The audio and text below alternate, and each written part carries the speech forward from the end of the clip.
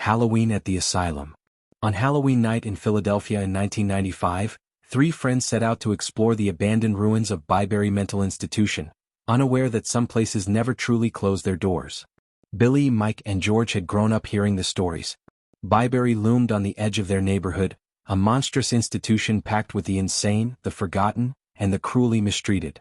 Even as kids, they had listened to neighbors whisper about the screams echoing at night, the patients wandering the grounds, and the guards who seemed more like predators than caretakers. By 1995, the hospital had been closed for 5 years, but its shadow still stretched across the northeast part of the city. On Halloween night, they sat in Sunrise Bar, beers in hand, swapping tales of Byberry. George leaned in, eyes glinting. "Let's go tonight. See the place for ourselves." Mike hesitated. Billy just laughed almost too loud. "What the fuck, let's go." As they drove up the boulevard, Byberry rose ahead of them, jagged and skeletal, windows like dead eyes staring into the fog. The iron gates hung crooked, rust flaking with every gust of wind.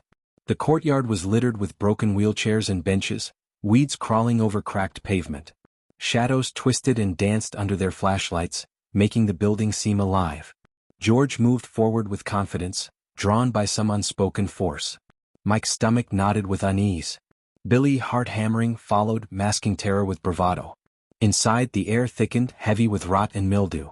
Old patient files lay scattered across the floor, yellowed and brittle, some scrawled with frantic, desperate handwriting. Every step echoed in the long-abandoned halls, where screams of the past seemed to ripple through the walls.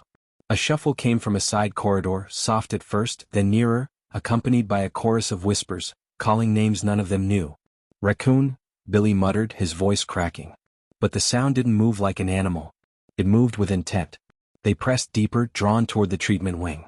Rusted restraints hung from walls, streaks of unknown origin marking floors and ceilings. Then at the end of a hallway a figure emerged, gaunt, hunched, eyes white and unblinking. It let out a shriek that pierced their chests, a sound that was not entirely human.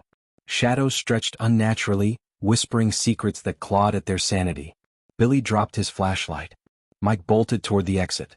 George tried to call after him, but even his voice sounded swallowed by the building. The halls seemed endless, alive with memories that refused to die. By the time they stumbled back to the parking lot, the fog had thickened, swallowing the building behind them. Their hearts pounded, lungs burning from running, and every instinct screamed that they had been watched, followed, and marked. They didn't speak as they drove away, the headlights cutting through the darkness of Byberry's ruins, but the memory lingered.